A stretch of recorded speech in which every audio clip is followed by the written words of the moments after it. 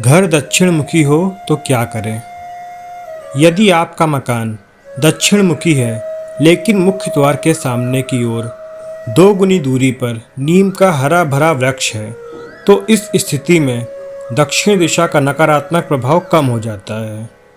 इसी तरह से यदि किसी का मकान दक्षिण मुखी है लेकिन उस मकान के सामने 2 गुना बड़ा कोई दूसरा मकान बना हुआ है तो भी काफ़ी हद तक नकारात्मक प्रभाव कम हो जाता है।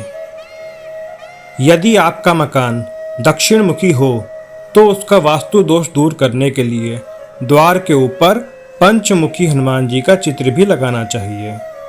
इससे आपके मकान का वास्तु दोष दूर होता है जिससे नकारात्मक प्रभाव भी समाप्त हो जाता है।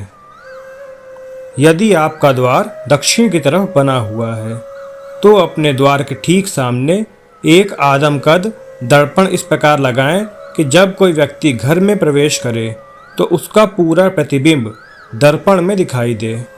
माना जाता है कि इससे घर में प्रवेश करने वाले व्यक्ति के साथ घर में प्रवेश करने वाली नकारात्मक ऊर्जा वापस चली जाती है।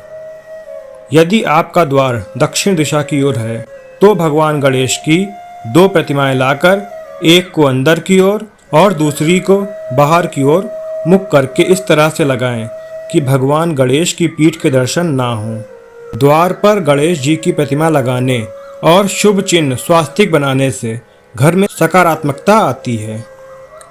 यदि आपका मुख्य द्वार आग्नेय कोण यानी पूर्व दक्षिण में है तो उसका रंग लाल या मैरून रंग का करवाएं या फिर हरा और भूरा रंग भी करवा सकते हैं।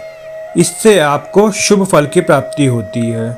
द्वार पर कभी भी काला या फिर नीला रंग नहीं करवाना चाहिए। दक्षिण मुखी प्लाट में मुख्य द्वार आग्नेय कोण में बना है और उत्तर तथा पूर्व की तरफ ज्यादा व पश्चिम व दक्षिण में कम से कम खुला स्थान छोड़ा गया है तो भी दक्षिण का दोष कम हो जाता है।